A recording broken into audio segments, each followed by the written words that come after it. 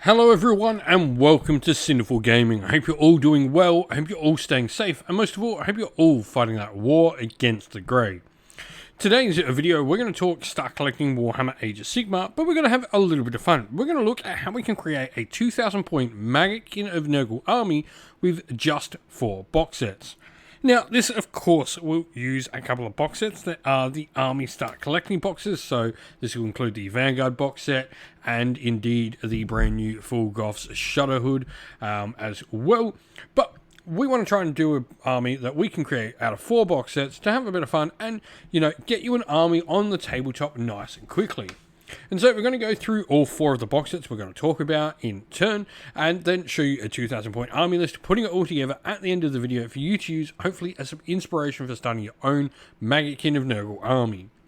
And so, let's get started by talking about the Vanguard box set. This box set is led by a Nurgle demon hero, which is the Spoilpox Scrivener. Now, this model has 5 wounds, 5+ save, 4-inch move, and bravery 10, what you would expect from a demon Nurgle hero. Now, you've got a missile weapon with him with his disgusting sneezes, which is d6 attacks at 2s and 4s, no rend damage 1, and the Distended Maw puts out a couple of attacks at damage 2 in melee. Now, the big thing here is it's keep counting I'm watching you, where you can effectively pick a friendly Plague Bearer host unit around him, and you can give them either +1 attack, an extra point of rend, or +1 to their save as well. The +1 save particularly is nice when you start going to a 5+ save with a 5+ ward, and you've got 2 wounds per model. It can be pretty solid all round. Now, we then have 2 main battle line unit options included in this box set, and the first of these is the Putrid Blight Kings. These are a mortal unit. They've got 4 wounds each, though the champion does get an extra wound in the unit. And you've got the options of having, you know, a nice amount of attacks to them, which really helps generate all those disease points. 5 attacks each with 3s and 3s, rend 1, damage 1 is pretty solid and will help you generate disease. But you've also got Relentless Attackers, which at the end of the turn allows you to potentially do some extra mortal wounds, depending on the size of your opponent's unit. We then have the Plague Bearer hosts themselves. These are 2 wounds each and a 6+ save, as we mentioned, and you're going to have Plague Swords for 1 attack each at 4s and 3s, no rend damage 1. The Standard Bearer will potentially allow you to return models to your unit, and the Pipers means your opponent actually has to reroll battle shock tests of a 1 while they're within 6 inches of any of your Pipers. The Cloud of Flies as well means you subtract 1 from hit rolls from missile weapons that target this unit where you've got 5 or more models in the unit. So a nice little defensive buff against shooting as well. The last unit inside this box set is a Pascal Blightlords set. Now, you can actually build this up as 2 Pascal Blightlords or include a character known as the Lord of Afflictions, and if you do so with this box set, building up the Lord of Afflictions, you will then be able to build up a single model unit of Pascal Blightlord as well. But it's the only way you can ever include that single model Pascal Blightlord. Now, the Lord of Afflictions is a pretty solid character all round. 8 wounds, 3+ save, remembering Nurgle always has that 5+ ward there as well. And the Fester Pike has 4 attacks, 3s and 3s, rend 1, damage D3. Your Incubatch is a cool thing where you can effectively deal some mortal wounds to units around you, but this even affects Nurgle units, though only on a 6+, as this thing is that infestingly nasty. Rack and Ruin means you do some mortal wounds when you charge, and the Swarm Descends allows you to actually deploy this model off the table and have some of your friendly units of Plague Drones and Pascal Blightlords deploy off the table with it and come in from reserves. Pascal Blightlords are very much the same. They essentially have your Blight King's profile with the fly underneath, which is going to provide you with 6 attacks from its foul mouth parts, claws and stinger. And then you are also going to have the Rack and Ruin for some nice little extra damage dealing mortal wounds on the turn in which you charge. Today's video is brought to you by Gap Games, a fantastic retailer in Australia for a variety of different miniature war games. If you'd like to help support the channel, we have an affiliate link where by clicking on and purchasing, you'll help support the channel, but you'll also help support Gap Games, which is a fantastic servant to the community. And next up, we have Full Goths Shudderhood. Now, this is the Regiment Renown box set that came out alongside Dawnbringers Book 1, and this box set does contain all the units we've already talked about. We have 5 Putrid Blight Kings, and we have another 2 Pascal Blightlords and or a Lord of Affliction in there if we want to as well. But the big difference here is we now have a Harbinger of Decay. First of all, this is a Nurgle Priest model, so we're going to get access to some prayers. Now, this is an interesting one because we only get the generic prayers in here, and one of those is going to trigger on the 6th to hit, which is, of course, Curse. So there's not that much use there for us, but we could potentially get things like Guidance to give us extra command points, or we could potentially have the Heal Prayer as well. Now, the Harbinger of Decay has his Shutterblight ability where at the start of the combat phase or the Battle Shock phase you can pick an enemy unit within 3 inches of this model and roll a dice. On a 3+, that unit can't issue or receive commands in that phase. You've then also got the Tolling of the Doom Bell where you can effectively do this once per battle, and for 14 inches around you, you have all these enemy units that will be filled with despair. Those units subtract 1 from their move, run, and charge rolls. Omens of Decay as well is your War Scroll Prayer. This has an answer value of 3 and a range of 14 inch. And what this does is it subtracts the current battle round number from the bravery characteristic of the unit you target this on. Now you do have an option where you can choose to not take the bell with this unit, so you'll lose the toll of the Doom Bell ability, but you will gain the Plague Scythe instead, which will give you 2 attacks at 3s and 3s, rend 2, damage 3. So a little bit more offensive power in there, but you will lose that cool ability to stop your opponent's movement, which I think is probably the way to go. Next, we have an interesting box set, and this one is going to be one of the Warhammer Underworlds sets, and this is Fecular, Flyblown, and the Wormspat. Now, Fecular is a really cool model, first of all, so you're going to get an amazing model to put together to bring a new character into your force, which I think is awesome. But Fecular also is going to be from a particular one of the sub-factions, which is the Blessed Sun, so this is definitely going to work in how we build our army list down the end. Now, her big thing is she's got her Rotwood Staff for 3 attacks at 4s and 3s, rend 1, damage 1. She's a 1 cast and unbind wizard, and she's got that awesome little demon kitty. That is called the Wretchling, where once per battle in your hero phase, you can choose for this unit to use the power of its little kitty familiar. And if you do so, you can attempt to cast an additional spell.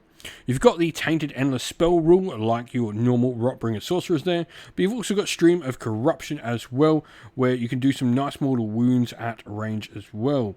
The model is also pretty tough with 7 wounds and a 4+ save. Now, this model also comes when you purchase it with the Wormspat, which are a unit of 2 Blight Kings here. They're going to have 5 attacks with 3s and 3s, rend 1, damage 1, which is your normal sort of Blight King profile.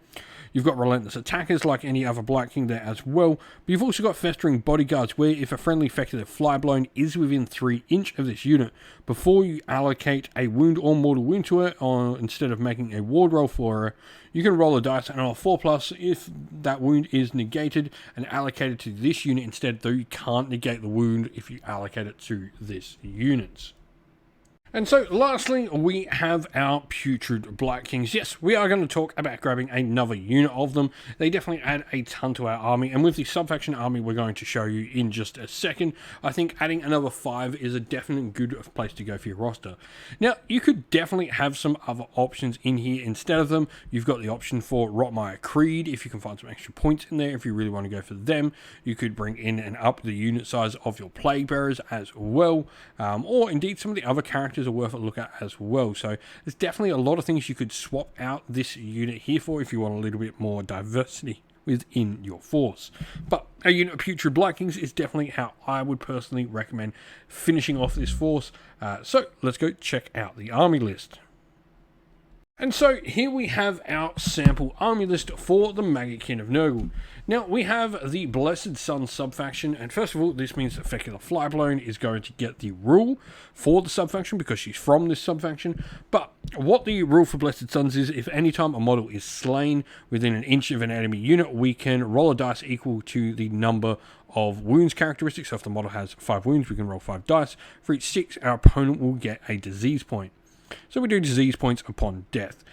We then have the grand strategy, which is spread rampant disease, meaning our opposing army has to have disease on all their units at the end of the battle, and we can also complete this if our opponent is completely dead at the end of the game, because then, well, no one has disease because there's no one to disease because we diseased them all to death.